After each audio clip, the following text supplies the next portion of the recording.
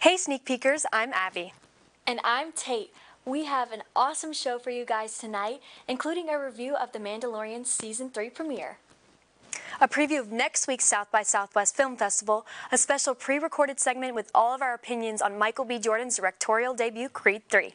And we'll round out tonight's show with a panel over Amazon Studios' Daisy Jones and the Six. Stay tuned, you won't want to miss it.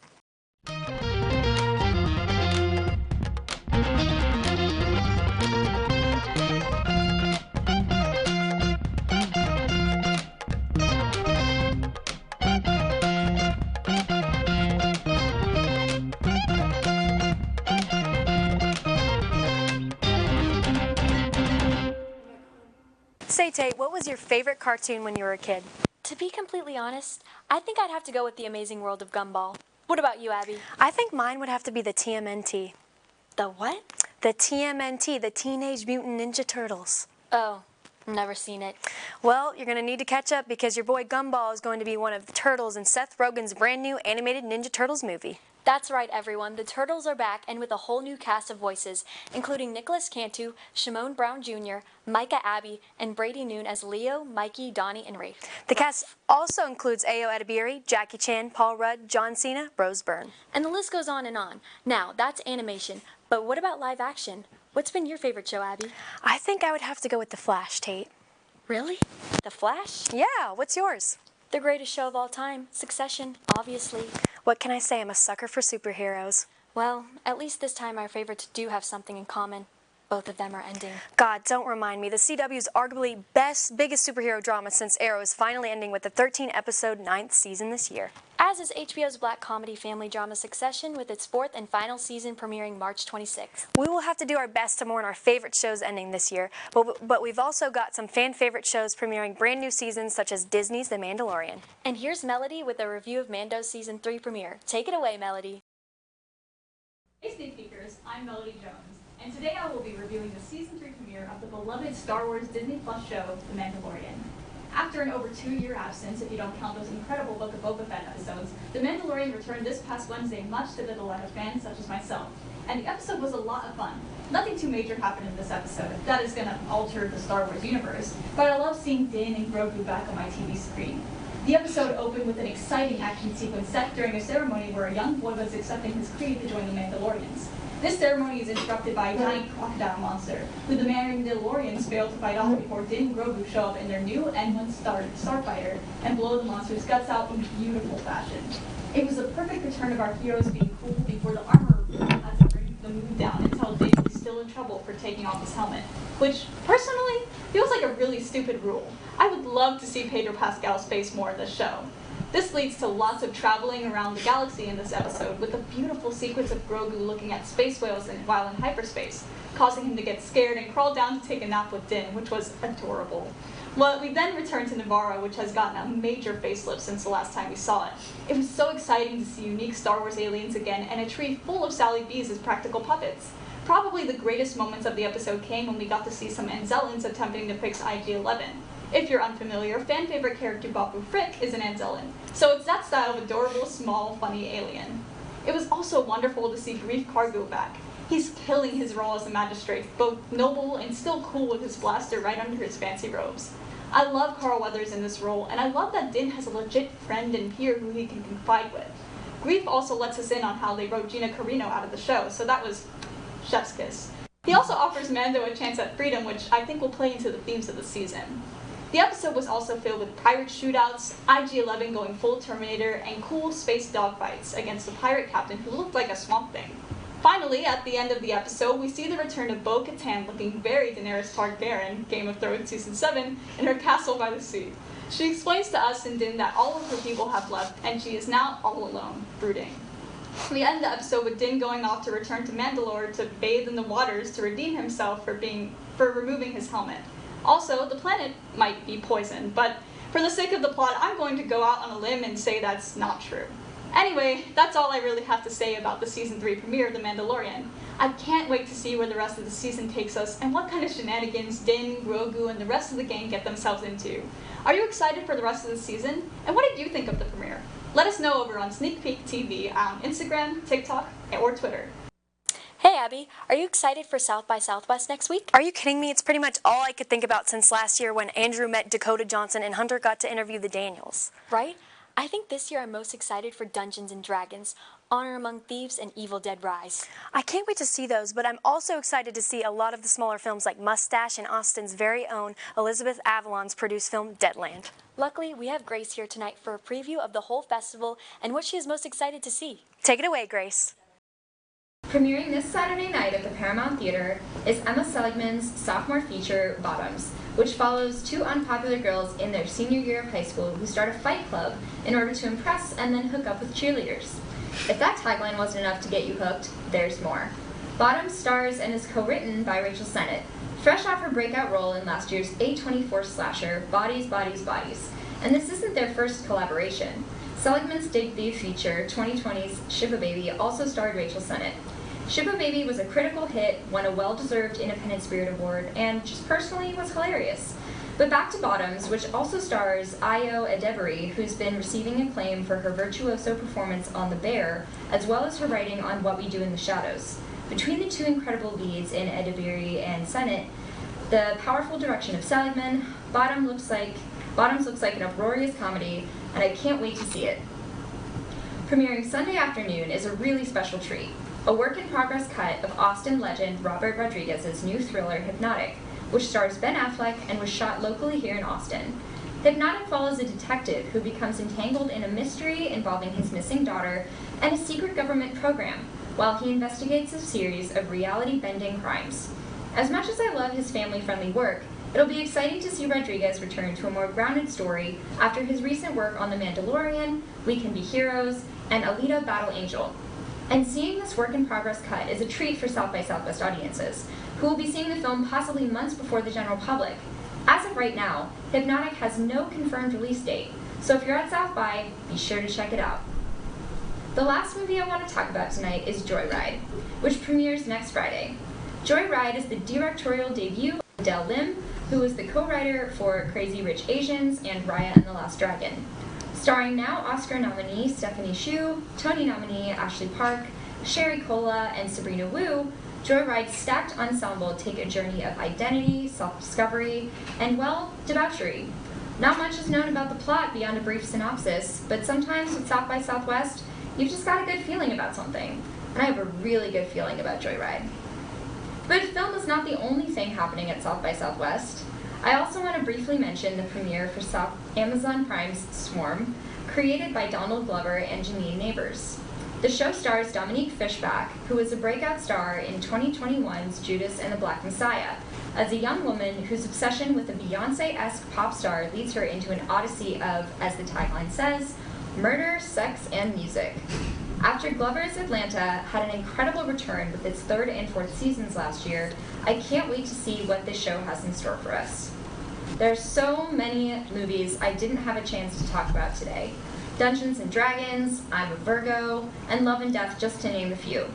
And there are so many incredible headlining options at this year's South by Southwest, and as always, a treasure trove of smaller independent films. But what are you most excited for? Let us know on social media at Sneak Peek TV, and be sure to follow us there and on YouTube to keep up to date with all of our South by Southwest coverage. Until next time, Sneak Peekers. Not be in Austin for South by Southwest, there will still be some great movies that you can see in theaters nationwide. Michael B. Jordan's directorial debut, the third installation in the Creed franchise, just opened March 3rd, and I'm sure it'll be in theaters for a long time. I thought it was such a great watch. You know, I thought it was just okay. I think Mauricio and Gavin also had opposing views on the film. Let's throw it to them to see what they thought about the first sports film ever filmed on an IMAX camera. Take it away, guys. Hey man, what's up? Hey, what's up? Just got back from seeing Creed 3. Really? I think it changed my life. Well, I just saw it yesterday and I thought it was kind of underwhelming. What? I mean, what's not to love? The film follows heavyweight champion Adonis Creed, played by Michael B. Jordan, as he enters his retirement from professional boxing and settles down with his family in a new chapter of his life, including his wife Bianca, played by Tessa Thompson, and his daughter Amara. He plays the role of trainer and promoter. Well, that is until a familiar face from his past, Dame, played by Jonathan Majors, is released from prison and seeks him out. putting the two on the path of a collision course that can only be settled in one way, the ring. I mean, I just don't understand what's not to love about it. I just think it's kind of mid. You know there's only one way we can settle this. I think so. Let's get ready to rumble at the World Heavyweight Creed Boxing Championship. In one corner, the pride of Canada, maple syrup himself, Mauricio de Huerza. And in the other corner, the pride of Tyler, Texas, Gavin Top G. James.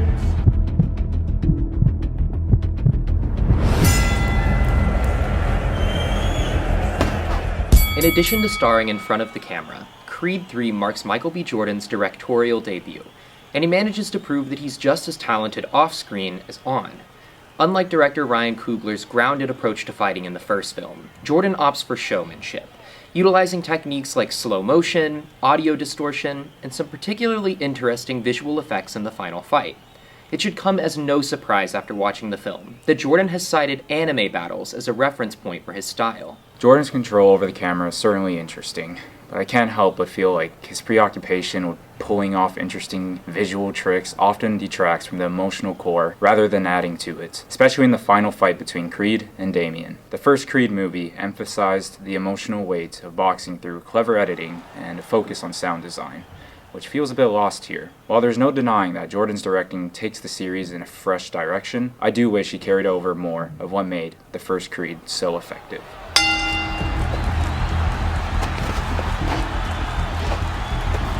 The movie also introduces Jonathan Majors' Damien, an absolute force to be reckoned with. In addition to having a history with Creed that's explored throughout the movie, Damien serves as Creed's perfect foil. He's ruthless, undisciplined, and willing to play dirty to win. Damien stands out from previous Creed antagonists in that the movie chooses to explore his motivations beyond boxing, which culminates in high emotional stakes for his confrontation with Creed. Majors delivers an electric performance, highlighting Damien's arrogance and the anger beneath his surface. As far as the characters go, it wouldn't be right to talk about Creed 3 without addressing the major elephant in the room, or in this case, the stallion that isn't in it. For the first time in the Rocky and Creed franchises, Sylvester Stallone's Rocky Balboa is completely absent, which is never acknowledged. Considering Rocky served as more than just Creed's mentor, it's hard to imagine that the two never stayed in contact after the second film, leaving a vacancy throughout the film.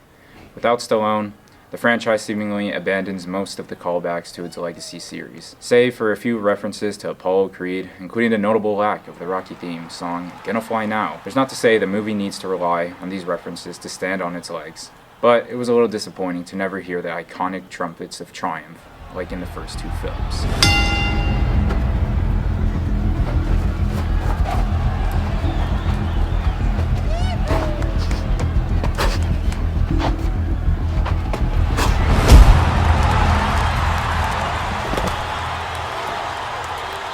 Overall, Creed 3 is a heartfelt story that pushes the franchise in an interesting and fresh direction.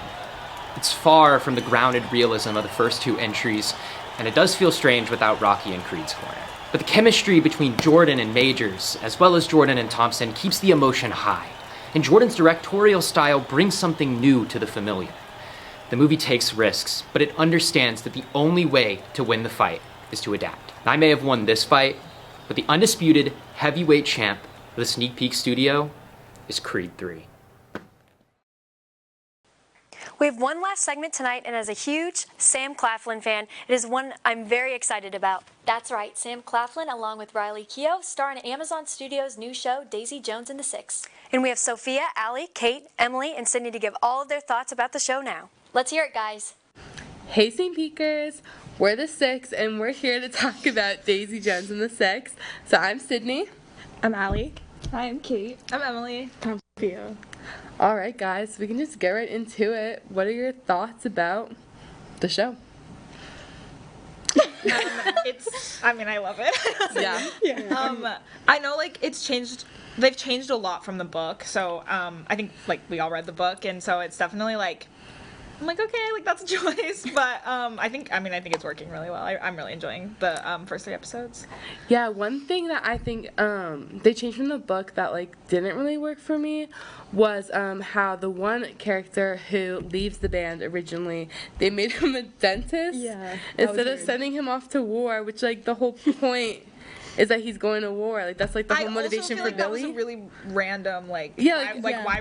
Like that was like a 2-second like literally. It was just it's technically Daisy Jones and the 5. Like there's not 6 people in the band now. Camille was the 6. Camille is the 6. Which makes sense. Doesn't like that. Yeah, I didn't notice for like the first episode though, and then I was like, wait a minute. They had a line about it like not really being the 6, and then I was like, what? Did that happen in the book? It bothered me, but for some reason it was kind of cute, like the little line. Yeah, that's true. When they pointed at her, and just, I like it's cute. Camila's there all the time. Like, she's like one of my favorite characters. You to say that's something I feel like I'm liking her more in the show than in the book. I really didn't think in the book her personality didn't really come through like at all, at least when I was reading it. And the actress Camila Morone is like really good as her though. Her. Yeah, and her name's Camila too, which works super well. But like she was born for that. But no, I think she's doing such a good job as Camila to where I actually like really like her now and like want to see more of her character. So how come you guys didn't like her in the book? I don't know. I just find her annoying. I don't know. There just wasn't much personality other than that. Like she loved Billy, and like that was it. I agree. I feel like the show's kind of showing more of her like experience, like when it went through that whole like her whole pregnancy, and she's like by herself, and those like phone conversations. I feel like it made you really like understand like what she's going through. Or even like when she had that conversation with her mom, and like they were having their moment. Like I feel like that showed more. Yeah. So what do you guys think about the casting? Any thoughts on that? I think it's perfect. So good. Perfect. Yeah. Perfect. Sam Claflin is Billy. And he's like in every book to movie adaptation. Like so like Hunger Games. Yeah. Love Rosie. Me Before You. Yeah. Oh my gosh. There's another one. Suki Waterhouse was in Love Rosie with him too. And yes, and they got married as Karen. I just saw an interview of him talking about like being known for like book to movie adaptations, and he was like, I don't actually read. I don't know how to do that. I was like, okay. And I didn't know that, I don't know how true this is, but I saw a rumor that Riley Keough and Robert Pattinson were dating, and now Suki Waterhouse and Robert Pattinson are dating. So I found it interesting that overlap too, as well as the acting overlap between Sam Claflin and Suki. Suki's everywhere apparently. Suki's just she is also she's in connected. Austin. She was in I saw her. She was in the Divergent movie series, and I didn't know that. Wait, she was? She was? Yeah, she was like Marlene in Insurgent. And I never had no clue. We're like, okay, Suki, she's getting around. Oh my gosh. But yeah. You guys all went to her show in Austin. Yes. I thought she was amazing. I didn't know her music very well before then, but she has such great stage presence. Like she's incredible. She's just like ultimate cool girl. Like there's no other way to describe her really. Like you just like you see her and like I'm like, how do I be that cool? Yeah. Like I'm ready my hair like her. Yeah, I'm ready to see more of that in the show. I feel like we haven't quite seen enough Karen yet, and I think she has some really cool. Yeah, I'm waiting for more Karen because she's my favorite character. She's my favorite. So I'm waiting for her to. The Graham and Karen storyline's like my favorite. Like I love them. We got like that one little scene. I was like, we got one.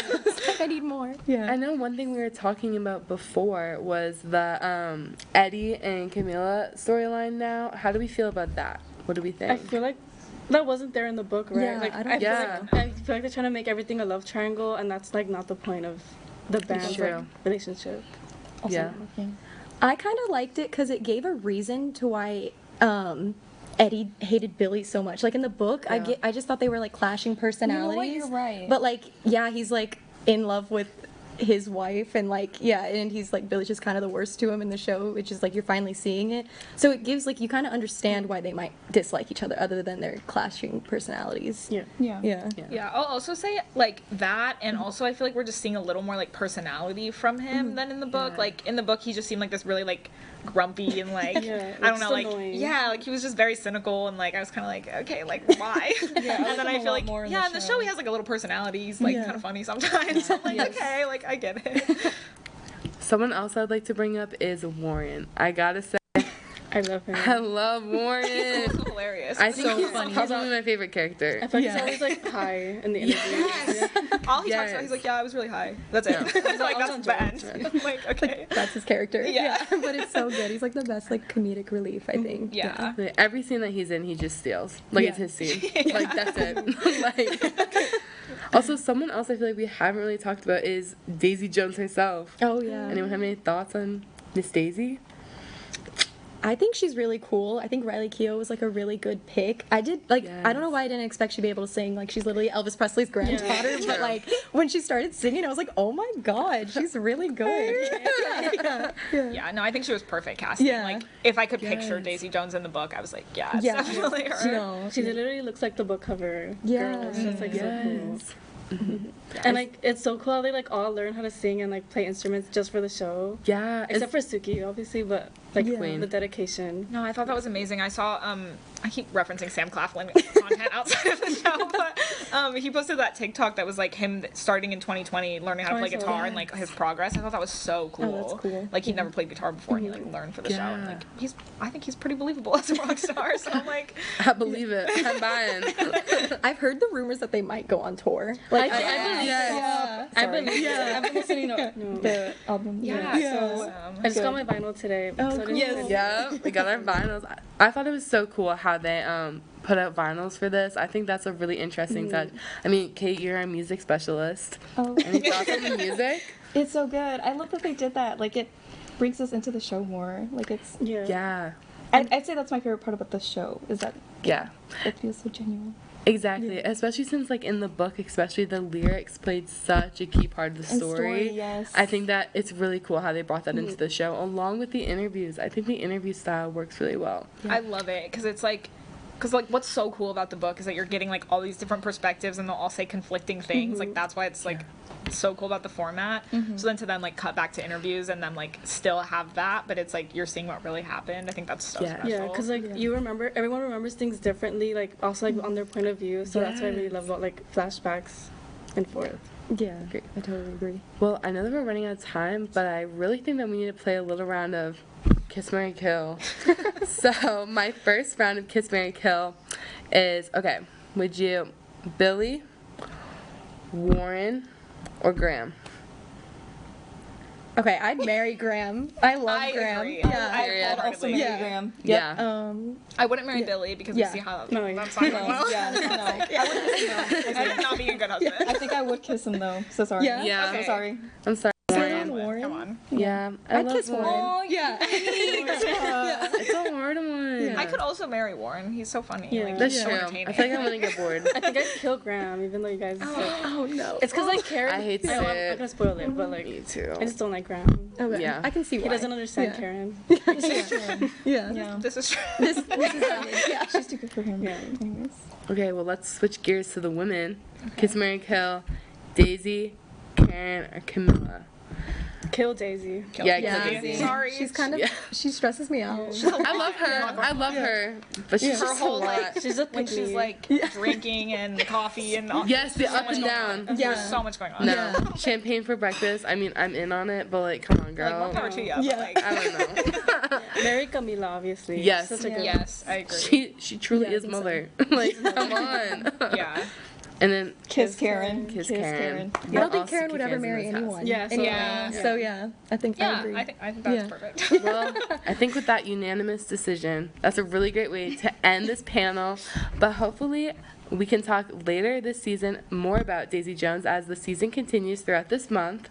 But you should definitely let us know your thoughts on Instagram at Sneak Peek TV. And now we're going to give it back to the hosts. Thanks, y'all.